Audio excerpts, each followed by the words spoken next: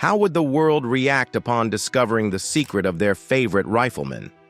The legendary figure behind the role is none other than Chuck Connors. But what was he hiding? Let's uncover the truth. Though many believe they know everything about the renowned star, his life was filled with mysteries. Chuck Connors, a man of great character, experienced both highs and lows throughout his journey. His story began during a particularly difficult phase of his life, at a time when he wasn't even known as Chuck Connors. In fact, he was born Kevin Joseph Connors on April 10, 1921, in Brooklyn, New York.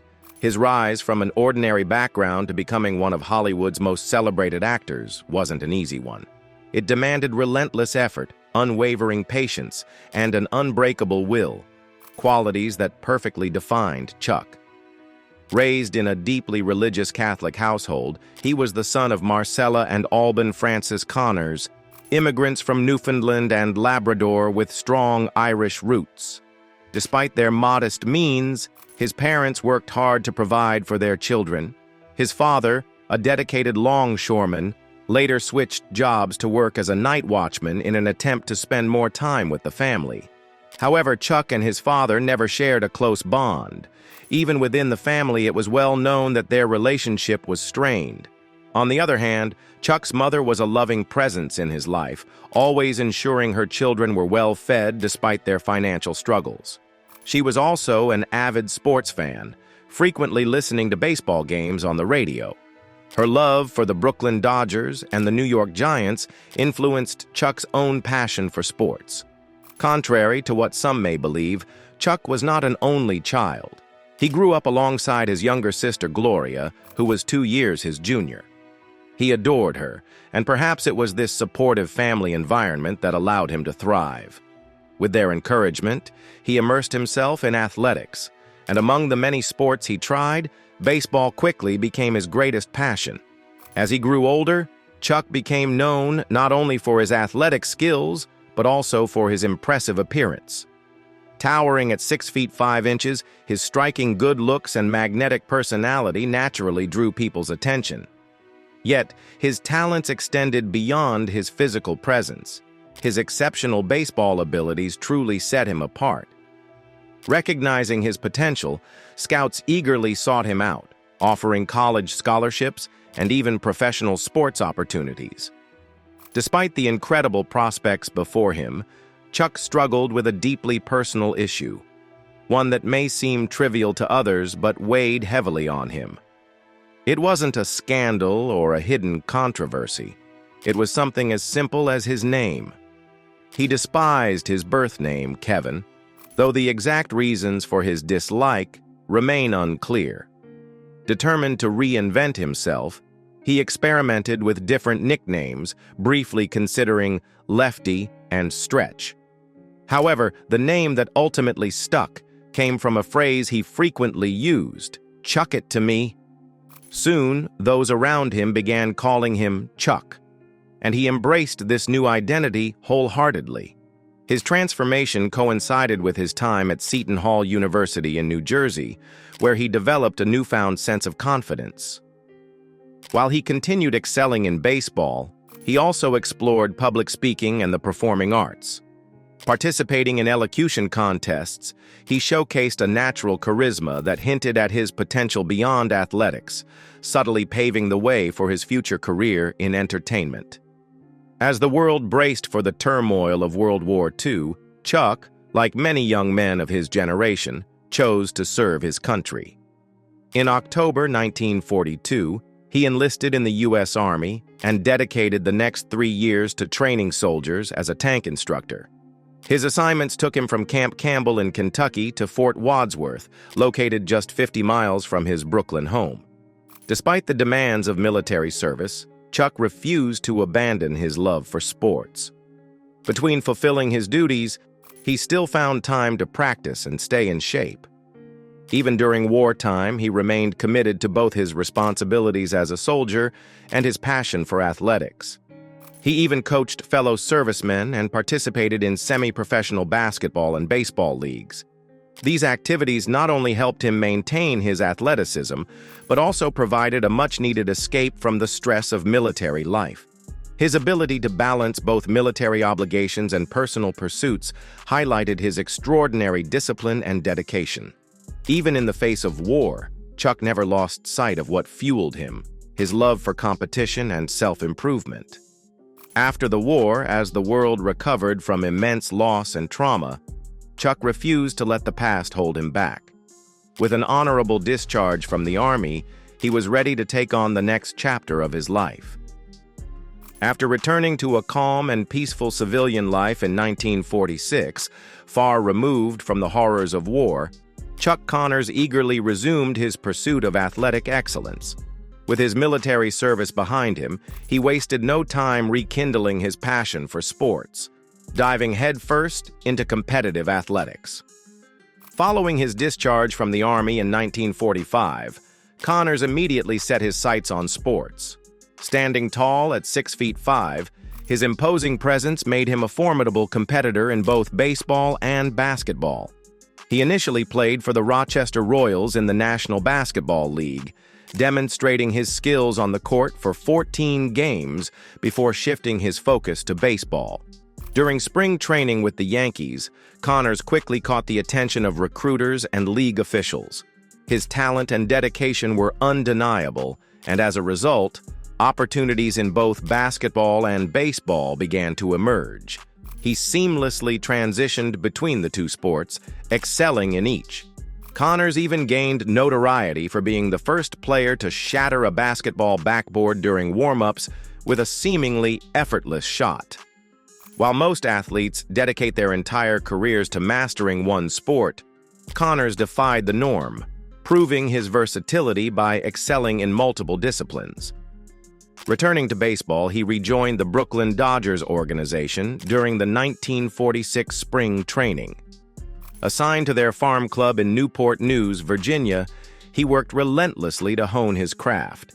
His efforts paid off, leading the Piedmont League in home runs with an impressive 17, marking the beginning of his rise in minor league baseball.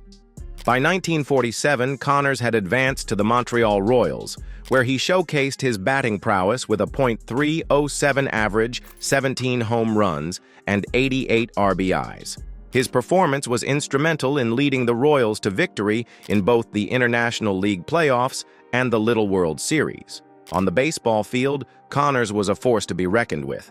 His powerful swing and sharp eye made him a formidable hitter, while his agility and athleticism set him apart from his peers. Whether knocking balls out of the park or sinking jump shots, his natural talent and competitive spirit ensured that he stood above the rest. Connors' journey took an unexpected turn in 1950 when he was traded to the Chicago Cubs. Despite the challenges he faced, he remained resilient, proving his adaptability and determination.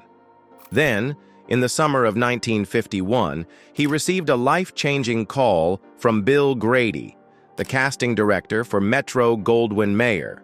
Grady offered him a role in the film Pat and Mike, an opportunity that would mark the beginning of one of Hollywood's most remarkable careers. Although Connors had already built a successful career in sports, he recognized the golden opportunity before him. Driven by his passion for performance and a thirst for new challenges, he made the difficult decision to retire from baseball in 1953 and commit fully to acting. His transition from the world of sports to the glitz and glamour of Hollywood was a bold move, but one that proved to be rewarding. More than just an athlete-turned-actor, Connors' commanding presence and striking features made him a natural on-screen presence. His versatility allowed him to excel in a variety of roles, from comedy to drama, defying expectations with every performance. His breakthrough moment came in 1957 when he was cast as Lucas McCain in The Rifleman, a role that would cement his status as a television legend. Portraying a rugged yet principled widower raising his son in the untamed Wild West, Connors captured the hearts of audiences nationwide. Running for 5 successful seasons from 1958 to 1963, The Rifleman showcased Connors' ability to bring depth and authenticity to his character. His portrayal of McCain as a man of unwavering integrity resonated deeply with viewers, earning him a dedicated fan base that spanned generations. His towering stature, rugged good looks, and undeniable charisma made him an enduring television icon. While The Rifleman propelled him to stardom, Connors continued to build his legacy on the silver screen. Over the course of his career, he appeared in more than 50 films, proving his ability to tackle diverse roles with remarkable authenticity. Whether playing a tough-as-nails lawman, a conflicted anti-hero, or a charming everyman, Connors brought a unique presence to every performance. Despite his many roles, it was his portrayal of Lucas McCain that remained closest to the hearts of his fans. Even decades after The Rifleman ended, his legacy as an entertainment icon endured, solidifying his place in television history. Connors was more than just a talented athlete and actor. He was a symbol of strength, heroism, and perseverance, leaving an indelible mark on the world of sports and entertainment alike. Since the show's conclusion, Chuck Connors' portrayal of the steadfast rancher-turned-gunslinger continues to captivate audiences and inspire new generations of viewers. His life, both on and off the screen, was a journey filled with love, loss, and regret. While his professional achievements were widely recognized, many often overlooked the profound impact of his role as a family man, which truly shaped the person he became. Beyond his public persona, Connors was known for being a loyal friend, deeply cherished by those close to him. One of his most notable friendships was with baseball legend Ted Williams, who recognized Connors' natural talent for acting and encouraged him to pursue a career in Hollywood. Despite his transition into entertainment, Connors never lost his connection to sports, frequently attending baseball games and even assisting in contract negotiations for players like Sandy Koufax and Don Drysdale. Contrary to the rugged and stoic characters he often portrayed, Connors' personal life was filled with complexities. His first marriage to Elizabeth Jane Riddell was marked by both the joys of parenthood and the strains of Hollywood's demands. Together, they built a family and welcomed 4 sons. Yet as his career flourished, the pressures of fame took a toll on their relationship. After 13 years of marriage, they ultimately parted ways. Navigating life as a rising star and a single father of 4 was no easy feat, but Connors remained dedicated to his children, ensuring he played an active role in their lives. Eventually, he found love again with actress Kamala Devi, whom he married in 1963. Although their bond seemed promising, the relentless pressures of Hollywood and public scrutiny led to their eventual separation. The dissolution of his second marriage left Connors feeling a profound sense of loss, making him question whether he was truly meant to find lasting love. Despite his doubts, he gave love one final chance with his marriage to Faith Quabius. Unfortunately, their union also ended in separation, leaving Connors disillusioned and reinforcing his belief that perhaps love was not meant for him. Beyond Hollywood and personal relationships, Connors was deeply patriotic. His love for his country was evident from an early age when he enlisted in the U.S. Army in 1942 to serve during World War II. Stationed at Camp Campbell, Kentucky, and later transferred to West Point, New York, he was willing to make the ultimate sacrifice for his nation. Following his honorable discharge in 1946, he carried his sense of duty into his acting career, choosing roles that embodied strength, integrity, and traditional American values. Whether portraying a lawman in a Western or a brave soldier in a war film, Connors consistently depicted characters who reflected his ideals. His patriotism extended beyond the screen, shaping his friendships and political views. A staunch supporter of conservative politics, Connors maintained a close relationship with figures like Ronald Reagan, using his platform to advocate for causes he believed in. Interestingly, his influence reached even beyond American borders. In 1973, he met Soviet leader Leonid Brezhnev at the White House, presenting him with two Colt .456 shooters and a cowboy hat. Brezhnev, an avid fan of Western films, was reportedly thrilled by the gesture, even lifting the 6 feet 6 inches actor off the ground in excitement. This moment symbolized Connor's unique ability to bridge cultural divides and foster connections despite ideological differences. At the time of his passing, Chuck Connors had accumulated a net worth of $5 million, primarily from his successful careers in acting, writing, and professional sports. His iconic role as Lucas McCain in The Rifleman was a significant contributor to his financial success, along with his extensive work in film and television over 4 decades. Unfortunately, his long-standing battle with smoking ultimately led to his demise.